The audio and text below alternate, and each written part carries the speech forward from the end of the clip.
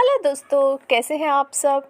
आप सब ने शायद कभी टेड का वीडियो ज़रूर देखा होगा, जहाँ पे कोई एक व्यक्ति जो बहुत फेमस होता है वो आकर के अपनी जर्नी के बारे में और उस जर्नी में आई कठिनाइयों के बारे में बात करता है और हमें बताता है कि कैसे उसने वो कठिनाइयों को पार करके आज इस मुकाम पे पहुँच पाया। और आपने शायद कभी टेड का वीडियो देख के सोचा भी होगा कि गॉड, काश मैं भी इस इंसान की तरह पब्लिक में बोल सकता, क्योंकि रियली में टेड स्पीकर्स बड़े एंटरटेनिंग गुड पब्लिक स्पीकर्स होते हैं। लेकिन ऐसा नहीं है कि ये लोग पैदाइशी ही अच्छे पब्लिक स्पीकर्स होते हैं, बल्कि उन्हें काफ़ी मेहनत करनी पड़ती है इस फील्ड में मास्टर बनने के लिए। सो आज की ये जो बुक समरी हम आपके लिए लेकर के आए हैं, जिसका नाम है talk like TED book summary, ये कार्मिन गैलोन की best selling book talk like TED the 9 public speaking secrets of the world's top mind है, जिसके बारे में आज हम बात करेंगे। तो चलिए शुरू करते हैं। कार्मिना गैलो ने 500 सभी से ज़्यादा टेड स्पीकर्स को एनालिसिस करके देखा और उन्हें कुछ बड़ी इंटरेस्टिंग बात पता चली। हालांकि हर स्पीकर्स का एक डिफरेंट अप्रोच है, फिर भी उनमें कुछ कैरेक्टरिस्टिक्स कॉमन है: नोवेलिटी, इमोशंस और मेमोरेबिलिटी, जिनके बारे में हम बाद में पढ़ेंगे। इस बुक का ऑथर कोई आम इंसान नहीं है जो खूब सारे टेड वीडियोस देख के सोचता है कि चलो अब मैं लोगों को सिखा सकता हूँ कि कैसे कॉन्फिडेंस और पर्सवेसिव बना जाए। वो एक कम्युनिकेटर एक्सपर्ट है और पब्लिक स्पीकर है जो पहले टीवी न्यूज़ वर्ल्ड में जॉब करते थे। कई सालों तक उसने जर्नलिस्ट की जॉब की, जिससे उसे करियर मूव करने में एक स्ट्रॉन्ग बेस मिला।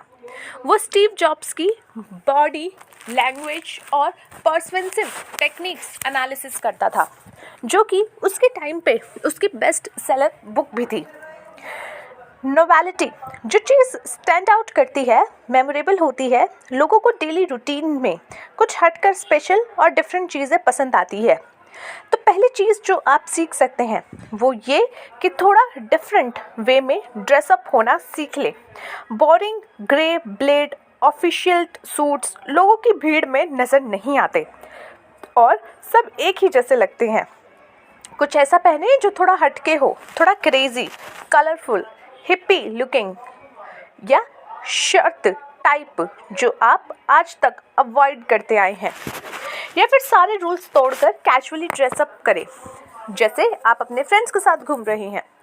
जैसे कि स्टीव जॉब्स रियली कभी ऑफिशियल सूट्स पहनते थे, वो अपनी सिंपल टेस्ट के लिए जाने जाते थे। दूसरे वर्ड्स में बोले तो आप सिंपल होकर भी मेमोरेबल लग सकते हैं। इम्पॉर्टेंट चीज़ है कि आप भीड़ से अलग दिखें।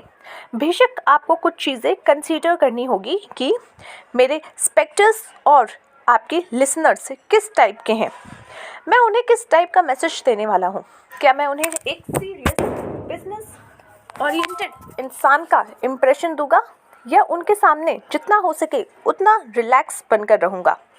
ये कुछ इंपॉर्टेंट चीज़ें हैं जो आपको एक बढ़िया स्पीच देने से पहले कंसीडर करनी होगी, और आप एक बोरिंग सा ग्रे सूट पहनने के बावजूद भी स्टैंड आउट कर सकेंगे।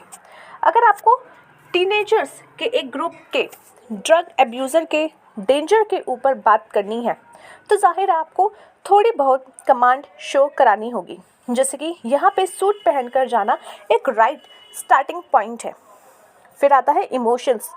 जितने भी अच्छे स्पीकर्स हैं सब इमोशनल होते हैं। स्पेक्टेटर्स इस बात को फील कर सकते हैं, और अगर स्पीच उतनी अच्छी भी नहीं है तो आपकी टोन ऑफ वॉइस, पैशन जो आपकी आवाज़ में झलके, वो आपके लिसनर्स को कैप्टिव कर सकती है। इमोशन थोड़े ट्रिकी होते हैं क्योंकि इन्हें हर टाइम कंट्रोल नहीं किया जा सकता। ऐसा नहीं होता कि आप सीधे गए और बोला राइट, अब मैं इस चीज़ को लेके पैशनेट होना चाहता हूँ। आपको शायद आइडिया मिल गया होगा कि ये चीज़ें ऐसे काम नहीं करती। जिस चीज़ों के बारे में आप बात करें वो आपकी बड़ी पसंद होनी चाहिए, ताकि आपको बोलने में बेस्ट इमोशंस इफ़ेक्ट नज़र आए। मार्टिन लूथर किंग का एग्जाम्पल लेते हैं। वो एक ग्रेट स्पीकर थे। उन्होंने एक बड़ा कॉज के लिए फ़ाइट की थी। Rational equality. उसने ये तब किया जब बहुत मुश्किल टाइम था और इसकी वजह से फाइनली उसको मार दिया गया था। लेकिन उसकी स्पीच आज भी इतनी मेमोरेबल है क्योंकि उसमें एक स्टैंडर्ड है जिसकी कंपेयर लोग आज भी स्पीचेस में करते हैं। उसकी एक टाइमलेस स्पीच में से एक लाइन थी, आई हैव अ ड्रीम, जो कि हिस्ट्री के पन्नों में लिखी जा चुकी है। आप स्पीच थोड़े मिनट के लिए देखें, आपको पता चल जाएगा। सबसे पहले तो उन्होंने एक हाईली पर्सनल कॉज के लिए फाइट की थी। एक अफ्रीकन अमेरिकन होने के नाते उन्हें अपने जैसे लोगों का स्ट्रगल मालूम था और ये वो 20वीं सेंचुरी में 60s का वो टाइम था जब रेशियल डिस्क्रिमिनेशन अपने पीक पे था।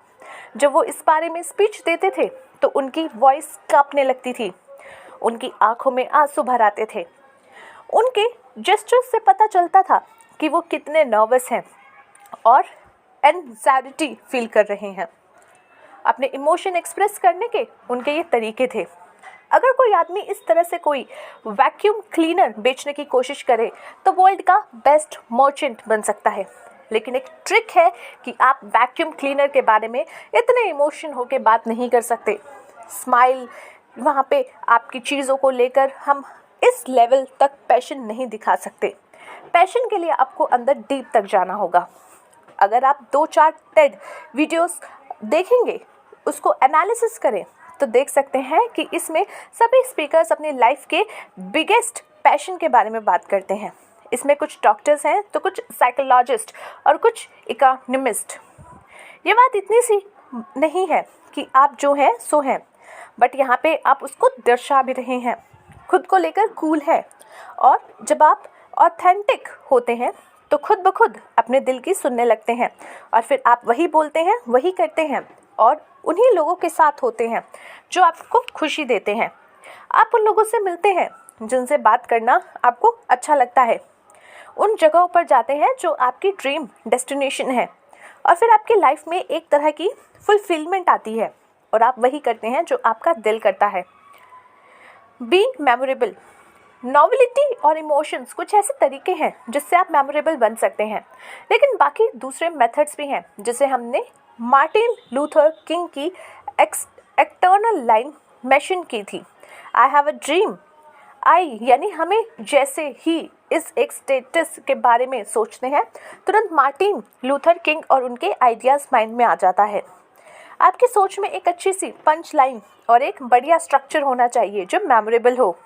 पुराने टाइम में लोग ऑरेटिस्ट को बड़ा पसंद करते थे जो कि एंशियटली पब्लिक स्पीकर्स होते थे और बोलने में बड़े माहिर माने जाते थे और उनकी स्पीच भी बेस्ट होती थी। बेशक बेस्ट से बेस्ट स्पीच में भी इम्प्रूवमेंट की गुंजाइश है, लेकिन अपने स्पीच का स्ट्रक्चर पहले ही डेवलप करके रख लें। कार्मिन गालो ने ये टेक्निक्स एनालिसिस की है जिससे लोग अपनी स्पीच लॉन्ग टाइम तक याद रखेंगे। नेक्स्ट चैप्टर में हम इस टेक्नोलॉजी के बारे में समझेंगे जो है लोगोस, एथोस एंड पैंथोस। ये एंशिएंट ग्रीक वर्ड्स हैं जो शायद इसलिए गैलो ने इन्हें एम्प्लॉय करने के बारे में सोचा। हमने पहले ही मेंशन किया था कि एंशिएंट सिविलाइजेशन जैसे ग्रीक्स और रोमन्स, खासकर Greeks and Romans in particular, ने आर्ट ऑफ पर्सुएशंस में अपना काफ़ी कंट्रीब्यूशन दिया है। बाकी कुछ और तरीके भी हैं जो आपकी प्रेजेंटेशन को मेमोरेबल बना सकते हैं। एक्सट्रीम मोमेंट्स और न्यू स्टेटस आपकी हेल्प कर सकते हैं। लोगोस, एंथोस और पेंथोस के बारे में बताने के बाद हम आपको इन एक्सट्रीम मोमेंट्स और नोवेल स्टैटिस्टिक्स के बारे में बताएंगे। सबसे पहले एथोस। जैसा हमने पहले बताया कि एंशिएंट सिविलाइजेशन, खासकर स्पेशली ग्रीक्स, डिबेट और पर्समेंस स्किल के बड़े शौकीन थे। यहाँ के लोगों को बातें करना बड़ा पसंद था और अक्सर इस चीज़ों का भी कंपटीशन होता था। सुकरात पुराने टाइम का एक बड़ा ग्रेट फिलोसोफर अपनी पर्समेंस स्किल के लिए फेमस था।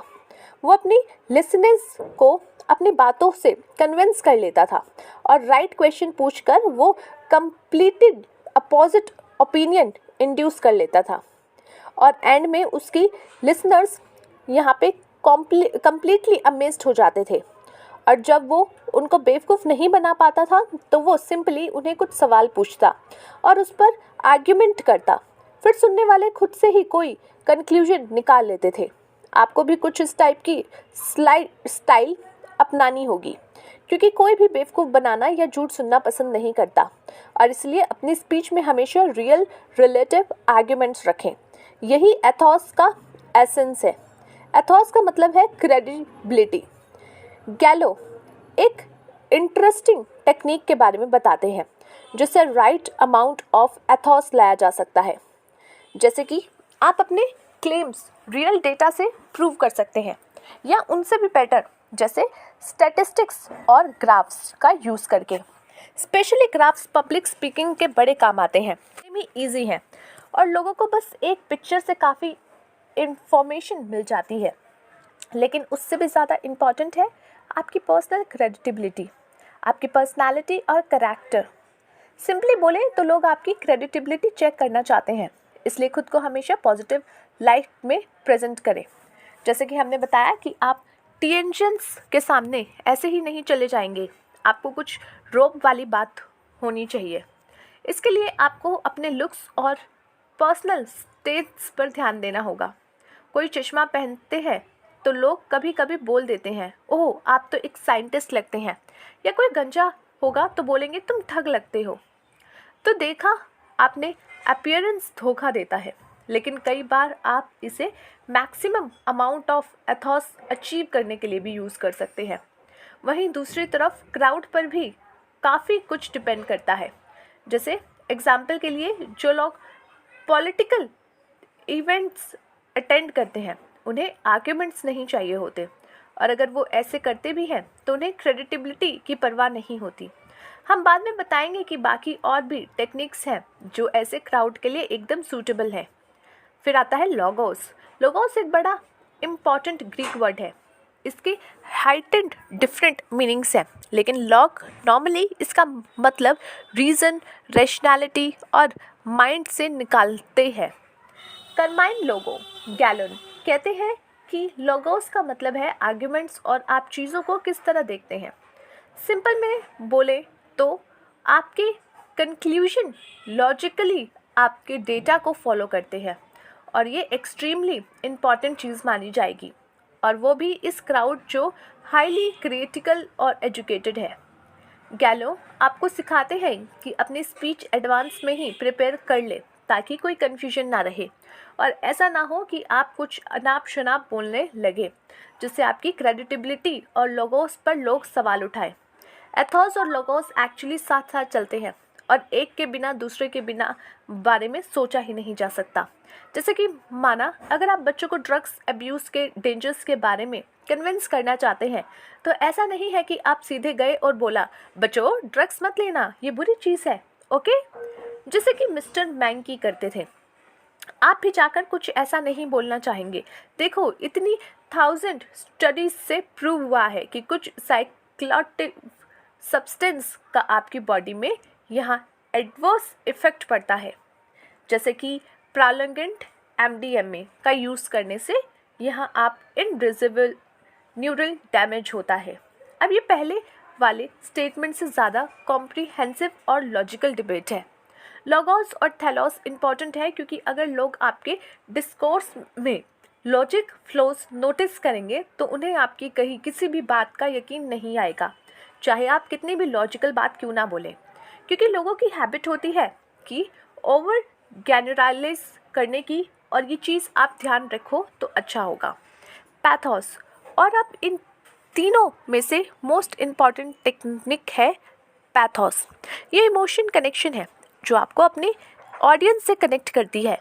वैसे ये बोलना सेफ है कि अगर पहले वाले 2 टेक्निक भूल भी जाए तो कोई बात नहीं, क्योंकि गुड पैथोस से आप फिर भी एक अच्छा इम्प्रेशन जमा लेंगे। हाईली एजुकेटेड क्राउड को एथोस और पैथोस शायद पसंद आए, फिर भी उन्हें थोड़ी बहुत इमोशन स्टिमुली चाहिए होती है अपने स्पीकर्स का पूरा फोकस कर सके। ज़्यादा ऑडियंस काफ़ी डाइवर्स होती है, जिसका मतलब ये है कि पैथोस अब और भी इम्पॉर्टेंट हो गया। गुड पैथोस के लिए सिंपैथी और एम्पैथी एक्सट्रीमली इम्पॉर्टेंट है। जैसे कि आप ऑडियंस में से किसी एक को अपनी स्टोरी बताने के लिए इनवाइट करें। अगर आप उस इंसान के साथ सही ढंग से सिंपैथी शो करते हैं तो आपकी ऑडियंस आपकी काफ़ी पसंद करेगी। और आपकी स्टोरी टेलिंग्स भी एक्सट्रीमली इम्पॉर्टेंट चीज़ है। जब आप कोई पर्सनल स्टोरी शेयर करते हैं तो आपके अंदर इमोशन उमड़ पड़ते हैं, और ये चीज़ पैथोस और पैशन के लिए बड़ी इम्पॉर्टेंट है। सो आज की इस समरी के लिए इतना ही। मिलते हैं आपसे नेक्स्ट एक और समरी के साथ। सो बाय गाइस।